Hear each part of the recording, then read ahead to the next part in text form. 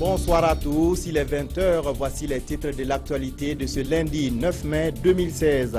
Dialogue direct entre le président du Faso et les représentants du cadre de concertation nationale de la société civile. La question des Kolgouego, la levée des mandats d'arrêt contre Blaise Compaoré et Guillaume Soro et l'affaire Zida sont les principaux points évoqués au cours de cette audience. Les banques et les établissements financiers appelés à participer davantage au financement de l'économie burkinabé. Le chef du gouvernement et les patrons des institutions financières ont discuté des pistes à explorer pour une plus grande contribution des banques à l'essor économique du Burkina. Et puis la procédure de destitution engagée contre la présidente brésilienne Dilma Rousseff a été annulée pour des irrégularités. La décision a été prise par le président intérimaire de l'Assemblée nationale. Un nouveau vote devrait être organisé. On prend tout de suite la direction du palais de Kosiam où le président du Faso a reçu le cadre de concertation nationale de la société civile. Les grandes questions de la vie politique nationale, notamment les Kolgouego, la levée des mandats d'arrêt contre Blaise Compaoré et Guillaume Soro et l'affaire Zida ont fait l'objet d'échanges. Roch-Marc Christian Kaboré s'est aussi entretenu avec le président de la BOAD, la santé financière de la Banque ouest-africaine de développement et la coopération entre l'institution financière et le Burkina Faso ont été évoquées. Des précisions avec Souleymane Sanou et Mounira Kéré. Le CCNSC, le cadre de concertation nationale de la société civile, est reçu en audience ce 9 mai par le président du Faso. Le CCNSC est venu s'entretenir avec Roch-Marc Christian Kaboré sur la question des Kolgouego, de la levée des mandats d'arrêt contre Blaise Compaoré et Guillaume Soro et de l'affaire Zida. Nous avons demandé au président de trouver une solution par rapport aux Kolgouego parce qu'aujourd'hui nous avons l'impression que les Kolgouego se prennent pour les FDS. Nous avons demandé s'il y avait une possibilité de faire venir Zida pour que lumière soit faite, parce qu'aujourd'hui la population se pose des questions. Si le CCNSC est venu parler de sécurité et de justice, avec la BOAD, la Banque ouest-africaine de développement, il a été question de coopération. Christian Adovelan a évoqué avec le président du Faso la question de la santé financière de l'institution et la coopération entre le Burkina et la BOAD. J'ai informé le président que la banque se porte très bien. À date, le niveau de nos engagements se chiffre à 4 000 milliards de francs CFA pour environ 800 opérations. En ce qui concerne la coopération avec le Burkina Faso, nous sommes l'un des principaux bailleurs au niveau du Burkina Faso, avec un niveau d'engagement de 404 milliards de francs CFA pour 103 opérations. Après Kosiam, le président de la BOAD a mis le cap sur la primature. Il s'est entretenu avec Paul Kabatieba sur le projet de l'électrification rurale et la sécurité alimentaire au Burkina. L'appui au secteur privé et l'emploi des jeunes étaient également au menu des échanges. Le secteur bancaire peut jouer un grand rôle dans le redressement de l'économie nationale. Le Premier ministre Paul Kabatieba a discuté de la question ce matin avec les responsables de l'association professionnelle des banques et établissements financiers du Burkina. Les échanges ont également porté sur l'état des lieux, les difficultés et les perspectives du secteur bancaire. Yacouba Gamene, Frédéric Etienne Bassenga. C'est le premier contact entre le Premier ministre et l'association professionnelle des banques et établissements financiers du Burkina. Cette rencontre voulue par Paul Kabatieba avait un objectif clair, échanger pour trouver les voies et moyens pour sortir le Burkina du creux de la vague économiquement. La réalisation de l'objectif de réduction de la pauvreté passe par une croissance forte, durable et inclusive, ce qui nécessite l'accroissement significatif des investissements publics et privés. Dans cette perspective, il nous paraît nécessaire d'améliorer l'efficacité du système financier au regard de sa capacité à répondre aux besoins de financement de l'économie, notamment ceux de l'État, des entreprises et des ménages. À bâton rompu, le Premier ministre et l'Association professionnelle des banques et établissements financiers du Burkina ont non seulement disséqué les difficultés qui entravent l'épanouissement du secteur, mais aussi relevé les actions à mettre en œuvre pour les juguler. Une très belle rencontre qui nous a permis d'échanger avec le Premier ministre sur les réalités. Le secteur bancaire a besoin tout simplement d'être rassuré par les pouvoirs publics, d'être rassuré par les pouvoirs judiciaires pour les permettre de jouer pleinement leur rôle. À l'issue de la rencontre, l'Association professionnelle des banques et établissements financiers du Burkina a souhaité que soit réactivé le cadre de concertation qui réunissait gouvernement et secteur bancaire. Du pain béni pour Paul Kabatiba, qui en plus a souhaité que soient créés des comités thématiques qui vont se charger de la réflexion en amont. Un incendie a ravagé hier un conteneur de moustiquaires au SEMA de Titao dans la région du Nord. Plus de 300 moustiquaires ont été détruits par les flammes. L'intervention des sapeurs-pompiers et de la population a permis de limiter les dégâts. Des détails avec Irénée Kaboré et Moussaki. SEMA de Titao, un important lot de moustiquaires complètement détruit par un incendie dont les raisons restent méconnues pour le moment. Ces moustiquaires sont destinés aux populations de la province du Loroum. Mais avec cet incident, bon nombre d'habitants risquent de ne pas avoir ces précieux moyens de protection contre les piqûres des moustiques en cette période de pluie. Le constat que nous venons donc de faire nous montre qu'il y a 435 ballots que les équipes ont pu sauver. Donc cela représente environ plus de 17 000, environ 17 400 moustiquaires. Mais malheureusement, nous avons perdu 365 ballots donc, dans cet incendie-là. Ça représente environ 14 600 moustiquaires donc, totalement consumés. Sur place, les responsables régionaux de la santé tentent d'expliquer l'origine de cet incendie. Ce que nous avons dû en tout cas entendre par rapport donc, au petit renseignement que nous avons eu, il semblerait qu'il y a une manœuvre donc, qui a brûlé par inattention donc, des déchets, notamment donc, des sachets, à côté donc, du conteneur.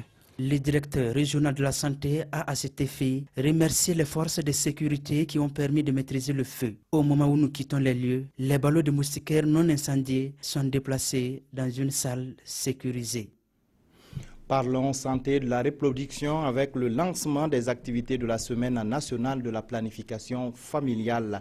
L'accent est mis cette année sur l'accès des populations aux services de planification familiale de qualité et au rôle des organisations de la société civile dans la sensibilisation. Jean-Eudes Bayala et Kadissa Noko. La Semaine nationale de la planification familiale constitue une opportunité de plaidoyer et de mobilisation sociale en faveur de la planification familiale. 5e du genre au Burkina, cette semaine vise à accélérer l'accès des populations aux services de planification familiale de qualité. Elle a pour objectif de renforcer l'engagement des autorités nationales, des organisations de la société civile, des partenaires techniques et financiers et du secteur privé au niveau central et dans les 13 régions en faveur de la planification familiale. On sait qu'au Burkina, nous avons un taux de fécondité très élevé, en moyenne 6 enfants par femme. Et on a un taux de croissance très élevé depuis ces 5 dernières années de 3,1. On sait que la planification familiale est pratiquée dans toutes nos formations sanitaires. Seulement, jusque-là, le gouvernement et ses partenaires techniques et financiers ont fait des efforts énormes pour que le coût de la méthode de planification moderne soit faible. Le Fonds des Nations Unies pour la population est engagé aux côtés du Burkina dans la promotion de la planification familiale. Sur le plan social, grâce à la planification familiale, on arrive à améliorer les conditions de vie au niveau déjà des familles et à prendre en charge les enfants qui sont nés de manière espacée et voulue. On prend en charge donc leurs soins, leur scolarité et également leur participation donc au processus de développement. Plusieurs activités sont prévues au cours de cette semaine. On peut citer entre autres des conférences débats sur l'état de la planification familiale au Burkina et l'offre gratuite des méthodes contraceptives dans toutes les formations sanitaires publiques du pays. 40 professionnels de la santé suivent depuis ce matin une formation sur la prise en charge de la douleur chez les drépanocytaires. Le comité d'initiative contre la drépanocytose et la fondation Pierre Fabre veulent, à travers cette formation, apporter leur concours dans le traitement de cette maladie génétique du sang particulièrement fréquente en Afrique. Salif Belem, Oumar Zombré. 2 enfants sur 100 naissent drépanocytaires au Burkina Faso selon les statistiques du ministère de la Santé. Et l'un des symptômes caractéristiques de cette maladie, c'est la douleur atroce que ressentent les malades au niveau des os. Et pour mieux prendre en charge cette douleur, le comité d'initiative contre la drépanocytose a initié cette présente session de formation qui marque en même temps le lancement d'une série de formations. Et cette formation, la cible, c'est 4 grandes structures sanitaires que nous avons en fait identifiées. L'hôpital Yalarado, l'hôpital pédiatrique Charles de Gaulle, le CHU de Soro-Sanon de Bobo, l'hôpital Saint-Camille et le dispensaire Chifra, qui seront formés dans l'espace de 2 ans à raison de 3 sessions de formation. Pour le ministère de la Santé, cette formation de 6 jours va permettre de renforcer les connaissances et les compétences de ces agents. Je pense que cette formation aura contribué à soulager les malades et en soulageant les malades, on soulage ses familles parce que pour la plupart des cas, chez nous, les drépanocytaires n'ont pas encore la chance de survie assez élevée comme à l'Occident. Donc ce sont des enfants et quand un enfant souffre, c'est toute la famille qui souffre. Ce projet de formation est financé par la Fondation Pierre Fabre avec l'appui de la France. Et au terme des 2 ans, c'est plus de 120 médecins attachés en pédiatrie, en anesthésie, infirmiers et pharmaciens qui seront outillés dans la prise en charge des douleurs chez les drépanocytaires. L'épidémie de la maladie à virus Ebola a été maîtrisée dans les pays touchés, mais la vigilance reste de mise. Des journalistes ont sillonné la région des Cascades et celle du Sud-Ouest pour voir les actions entreprises par les structures sanitaires dans ces régions frontalières. Le point avec Mokhtar Ouedraogo et Nathalie Sabadogo. Yédéré, dernier poste de police frontalier, Burkina, Côte d'Ivoire. Ici, la surveillance de la maladie à virus Ebola est de rigueur. Et tout voyageur entrant en territoire burkinabé doit se soumettre à cet exercice. On prend les températures pour voir ceux qui sont fébriles et on les arrête pour voir, comprendre pourquoi ils sont fébriles. On essaie de comprendre pourquoi, l'origine, est-ce que la personne était malade. Mais il faut avouer que les conditions dans lesquelles les agents de santé travaillent ne sont pas enviables. Vous voyez un peu les conditions dans lesquelles nous devons travailler. Ce n'est pas aussi aisé pour que quelqu'un puisse vous demander à des gens de venir dormir ici, surtout en ces temps pluvieux.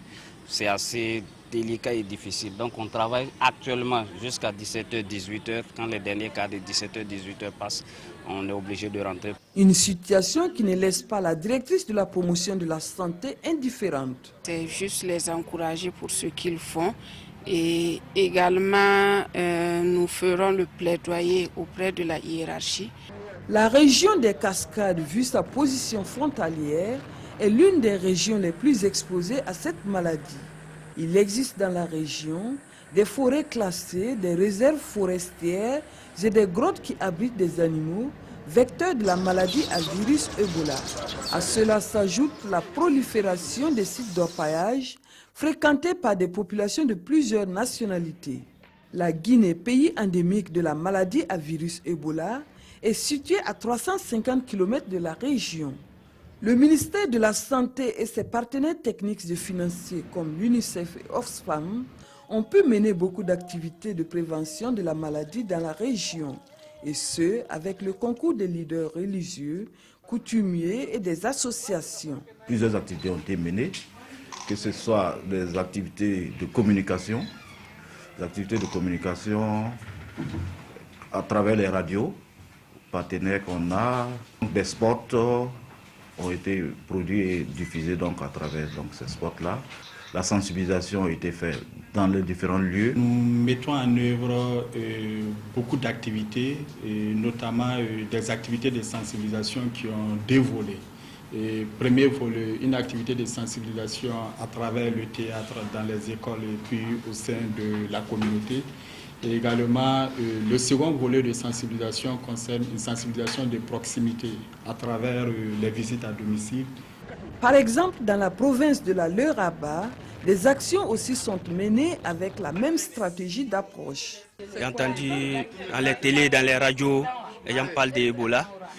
Ebola, bon, ce que j'ai dû comprendre dans Ebola, c'est une maladie mortelle, une maladie contagieuse, une maladie dangereuse. Pour l'éviter, il faut garder les lieux sains, toujours laver les mains avant de manger. Ce que les gens ont dit, c'est la viande sauvage. Les infirmiers sont venus spécialement me voir de ne plus faire cette pratique-là. Donc depuis lors, je n'en fais pas. Pour le directeur Irénée Wangrawa, il y a des avancées notables dans la lutte, mais il ne faut pas baisser la garde. Dans l'ensemble, la caravane a pu constater de visu les actions menées dans chaque région. Il faut souligner le manque de matériel et de moyens roulants qui freinent un peu l'élan de la lutte et qui pourraient remettre en cause tous les acquis déjà engrangés.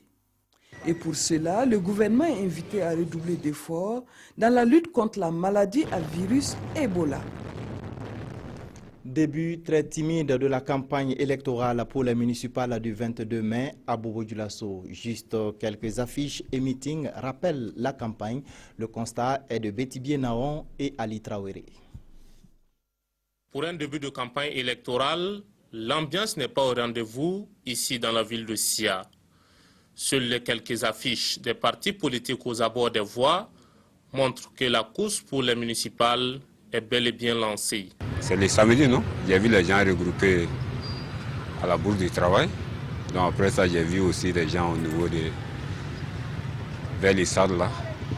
Sinon, pas ça, pas grand-chose. Bon, je crois que c'est le début. Bon, une appréciation comme ça. Bon, pour le moment, on sent que c'est vraiment... Il n'y a eu que le samedi et le dimanche. Donc pour le moment, bon ben, on entend les gens de gauche à droite parler. Mais bon, je me dis que c'est morose pour le moment. De façon générale, je pense que la campagne, je me dis qu'elle va se passer très bien. Et mon souhait est que, en tout cas, ça se passe dans le calme. Des élections libres et apaisées, c'est ce que recherchent également les partis à la conquête des sièges pour les municipales. Notre souhait est que, en tout cas, cette campagne soit une campagne apaisée pour une réconciliation des filles et fils du Burkina Faso. Pour un début, nous pensons que les choses se déroulent très bien pour le moment. Les élections, ce sont des élections locales et c'est des élections de proximité. Donc, nous ne voyons pas des grands meetings et autres, parce que les élections se gagnent déjà par le choix des candidats. Nos structures sont déjà à pied d'œuvre, parce que hier, dans la soirée, vous avez dû constater des meetings au niveau de tous les arrondissements de la ville de Bobo-Dioulasso. Un début de campagne sobre, mais les partis politiques ont jusqu'au 20 mai prochain pour conquérir l'électorat. Et cela passe bien sûr par des tapages et autres actions de mobilisation. Ils veulent faire de la promotion de la démocratie et de la bonne gouvernance un sacerdoce. Des jeunes viennent de créer l'association des volontaires pour la démocratie au Burkina. La présentation de la structure avec Jean Zongo et Nathalie Savadogo. Voici le nouveau président du gouvernement jeunesse. Il répond au nom de Gilles Lionel Bakouan. Il est élu pour un mandat de 2 ans non renouvelable. Avec un gouvernement fort de 34 membres, ils ont la lourde tâche de promouvoir les droits et les intérêts des jeunes. Les actions que nous comptons mener sont d'abord sur le plan de l'éducation, le plan de la sensibilisation, de la formation et aussi de l'entrepreneuriat, histoire que les jeunes s'entreprennent eux-mêmes et essaient de s'auto-employer. Parlant de l'incivisme, nous avons des actions à mener dans ce sens. La majorité de ces actions sont basées sur des sensibilisations. Pour le représentant du Parlement jeunesse, plus de 70% de la population du Burkina sont des jeunes de moins de 25 ans. Et cette action est louable dans ce sens que cela va leur permettre de prendre leur destin en main. Les honorables de la jeunesse comptent jouer leur partition.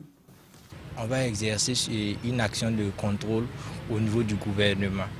Voilà, et plus ça, parce que étant donné que c'est un truc fictif, Et on ne peut pas parler de loi à proprement dit voter les lois, voilà.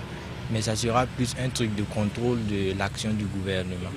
L'Association des volontaires pour la démocratie au Burkina Faso est une association de jeunes qui réalise des programmes de parlement jeunesse et de gouvernement jeunesse.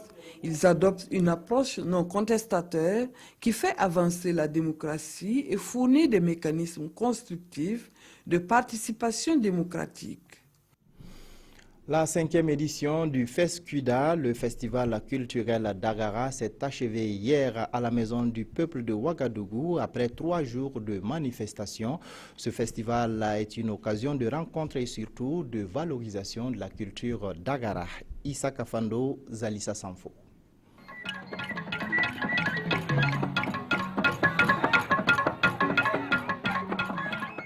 Nous sommes au FESCUDA, le festival culturel d'Agara.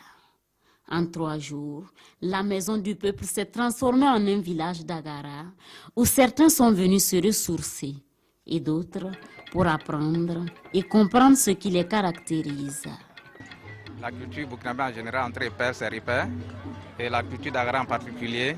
Alors pour nous, c'est un défi à relever, raison pour laquelle nous initions chaque année le festival de la culture d'Agara, histoire de pouvoir valoriser les valeurs culturelles d'Agara, c'est-à-dire à travers l'art vestimentaire et l'art culinaire. Au-delà de la promotion de la culture, le festival présente d'autres atouts selon certains festivaliers. Au-delà même de l'objet de ce festival, la culture d'Agara, je vois d'abord le rassemblement et l'unité que ça opère.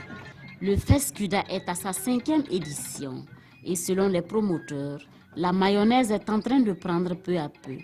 Ainsi donc, l'année prochaine, les festivaliers devraient être encore plus nombreux et les éléments culturels à apprendre encore plus.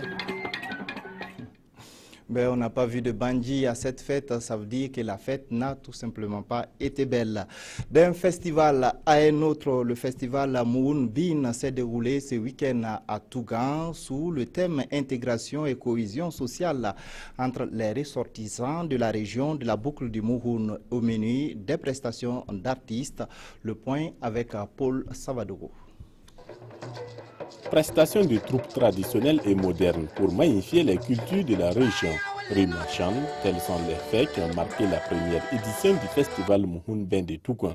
C'est une édition qui a connu des difficultés importantes mais qui promet des lendemains meilleurs. Nous avons initié ce festival pour que ensemble, les filles et fils de la boucle du monde, qu'on se réunisse autour d'un thème qui est la promotion de notre culture. Et il y a eu beaucoup de lacunes. Mais je pense que nous allons se baser sur cette lacune-là pour parfaire les éditions à venir. Le festival Mouhoun Ben de Tougan a connu la présence des autorités du ministère de la Culture. Elles sont favorables à accompagner de telles initiatives culturelles qui valorisent et participent à la cohésion et l'intégration des fils et filles de la province. Je trouve que c'est un bon festival. C'est vrai que tout début est difficile, mais avec le courage et l'abnégation, on peut aller de l'avant. Je veux dire que le ministère de la Culture, des Arts et du Tourisme, qui est dirigé donc par M. Tahirou Bari, fait tout pour être plus proche de tout ce qui évolue dans ce domaine au niveau du pays. Pour les prochaines éditions, le festival Mouhoun Ben de Tougan va regrouper les artistes traditionnels et modernes de toutes les provinces de la région de la boucle du Mouhoun. La Russie a célébré la fin de la Seconde Guerre mondiale. Le 71e anniversaire de la victoire sur l'Allemagne nazie a été marqué par un grand défilé militaire. La célébration du 71e anniversaire de la victoire sur l'Allemagne nazie à Moscou sur la place Rouge. L'occasion pour la Russie de dévoiler sa puissance militaire. 10 000 soldats, environ 100 véhicules de combat et 70 avions, dont ceux qui ont fait leur preuve en Syrie ces derniers mois. Le chef du Kremlin, Vladimir Poutine, a aussi rappelé la nécessité des alliances, hier comme aujourd'hui. Les leçons de l'histoire nous apprennent que la paix sur notre planète ne vient pas seule. Aujourd'hui, notre civilisation fait face à nouveau à une cruauté, à une violence inouïe. Le terrorisme est devenu une menace mondiale et nous sommes obligés de le vaincre. La Russie est ouverte pour unir ses forces avec les autres États, prête à créer un système de sécurité internationale en dehors des grands blocs. Le défilé militaire se déroule cette année encore dans un contexte tendu entre la Russie et les Occidentaux et alors que l'OTAN renforce ses moyens militaires à l'est de l'Europe. L'annexion de la Crimée en avril 2014 a mis un frein à la coopération à la fois économique et militaire entre Moscou et certains pays occidentaux et les relations se sont encore crispées avec la guerre en Syrie et le jeu des alliances des grandes puissances sur ce terrain. Rien n'est gagné pour les adversaires de Dilma Rousseff, la présidente brésilienne. Les députés avaient voté en majorité pour la destitution de la présidente accusée d'avoir maquillé les comptes publics. Le vote vient d'être annulé pour irrégularité. Rebondissement au Brésil, le vote des députés sur la procédure de destitution de Dilma Rousseff a été annulé. La décision a été prise par Valdir Maranhão, qui assure depuis peu la présidence par intérim de l'Assemblée après la suspension d'Eduardo Cunha. Valdir Maranhão évoque des irrégularités et annonce la tenue d'un nouveau vote. Le 17 avril dernier, les députés brésiliens avaient massivement voté en faveur de la procédure de destitution de Dilma Rousseff qu'ils accusent notamment d'avoir maquillé les comptes publics pour cacher l'ampleur des déficits. L'annulation de ce vote intervient alors que les sénateurs étaient appelés à se prononcer à leur tour cette semaine. Le discours du Premier ministre sur l'état de la nation et la campagne pour les élections municipales du 22 mai sont les principaux sujets à lire dans le quotidien. La revue de presse est avec Aimé Solange Guigma. À la une des journaux de ce 9 mai 2016, le discours du Premier ministre sur la situation de la nation. Discours sur la soif de la nation dans une chaleur presque étouffante, titre l'Observateur Palga. Que retenir de ce grand rendez-vous en date du 6 mai dernier s'interroge aujourd'hui au Faso, qui constate d'ailleurs une nette amélioration par rapport à l'exercice précédent. Pour le pays, c'est un récit d'une séance de 8 heures qui annonce plusieurs projets de construction de routes, signale notre temps. Pour ce faire, Paul Kabatieba demande un sacrifice au peuple, affiche Sidoya. Pourvu que chacun, à quelque niveau qu'il soit, accepte de faire le sacrifice au nom de la nation, espère le journal de tous les Burkinabés. Encore faudrait-il que Paul Kabatieba explicite la notion de sacrifice, relève le quotidien.